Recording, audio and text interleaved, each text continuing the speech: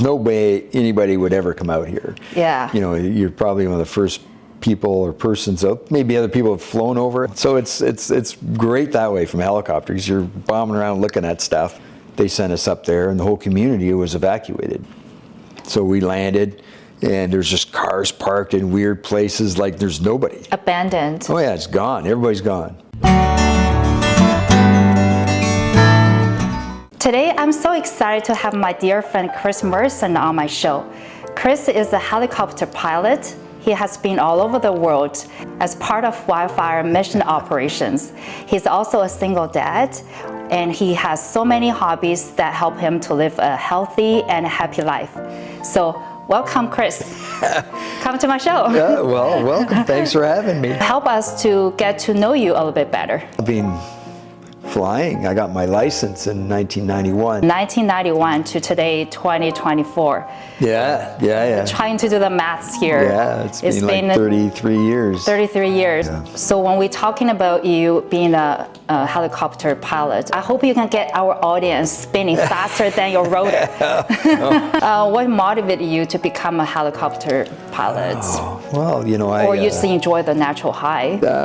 All through high school, really, like a friend of mine's dad was a helicopter pilot. Okay. Here in Ontario. And we just bombing around, patrolling the pipeline, making sure. Oh, that's amazing. I wish I had a friend like that growing up. I know. Well, I kind of thought, well, this is kind of fun, and you get paid for doing this. Right. Bring your kid to work day, right? Yeah, that's right. Bring your kid to work day. And that was Bring probably... your kid and your kid's friends to work day. Yeah, your kid and your kid's friends. Yeah. Your job is either helping to put out wildfires, to transport goods and materials from place A to place B, or transport people to places otherwise very hard to access. Is that accurate? Or you can have a better explanation on what your job Well, yeah, there's like. tons of different missions that helicopters can be used for. Right. You know, my first job flying a Bell 206, which is small, and I was flying northern Alberta, Yukon, Northwest Territories. And all I was doing was flying people from Northwest Tel to all their radio stations and towers all over the place. That was your first job? Yeah. You're very lucky. A lot of people's first job is go buy coffee and get a lunch for everybody. My first job flying. Did you have any flying hours before you took this first job? Oh yeah. Well, that was again part of the. It took a couple years before I got a job flying, and when I went out west, because as soon as I got my license in the spring, I filled my car up full of stuff, which was my hockey equipment, my golf bag, my camping gear. That's all you own at that time before your first job? I got rid of everything. Assets? Well, I was still pretty young, and then I just made my way across Canada. Just applying for jobs. Wow. Your commute to work is a little bit longer than everybody else. Everybody else is complaining to commute from here to Toronto. It take about half an hour, but your commute is across Canada. Personally, I found it's very fascinating to hear a lot of stories you talk about being part of the wildfire mission operations, right? I want to know what actually goes through your mind when you're flying over an active wildfire, knowing you're playing a very crucial role in protecting people and nature. Yeah, well, I think a lot of it just boils down to doing your job. Some of the fires, Alberta, I think it was Slave Lake, they sent us up there, and the whole community was evacuated. So we landed. And there's just cars parked in weird places like there's nobody. Abandoned. Oh yeah, it's gone. Everybody's gone. And the only people, the guy who was running the hotel, he was there. There was no electricity in the community yet.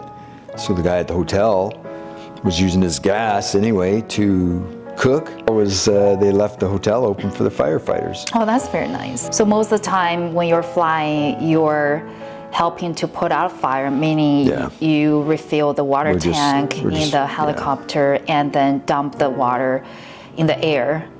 and going back and get more water. Do that all day. Just back and forth to a water source. And how do you get water out of the lake? Well, with Erickson, there's a couple different ways helicopters can do it. Either by what they call a Bambi bucket, which is just a big bucket hanging from a long line, and the helicopter will just come in, hover over the water, and it just drag it through the water, pick it up, and fly off with it. And then, or they have a fixed tank, which is affixed to the bottom of the helicopter. In which case they'll have like a little nozzle that hangs down. You put the nozzle in the water and you just hover there, turn the pump on, it fills it up. But the Bambi bucket, you also has to be just like us. The water has to be deep enough where you can get it, like a little creek somewhere. You know, it's no good to you. Some of the spots up in Alberta, you think, oh, there's some water over there, and it's maybe a foot deep and it's all muddy, so it's no good. So we're racing around looking for water. You know, a lot of times, whoever the forest, whoever's responsible for the fire, sometimes will map out where some water sources are. We found some stuff, we can't get into it. Right. Because there's surrounded by too much trees. It has to be clear for the helicopter to hover over. We have to be able to fit in that little hole. That's right. So is there any time that you just absolutely couldn't find any water? Always seem to find something.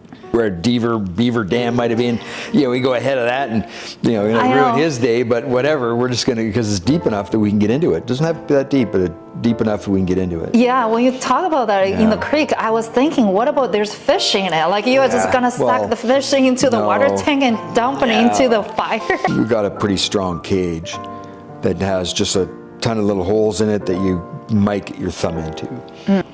And you guys have to work with the ground crew firefighters too to coordinate. Yeah.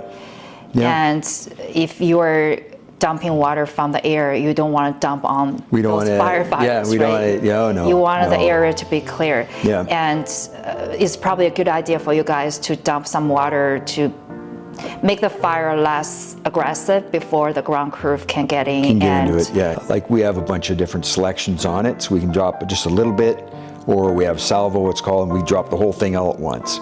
So if there's people down there, we could probably kill them. So sometimes, especially in the United States and Canada, they'll do a burn in front of it.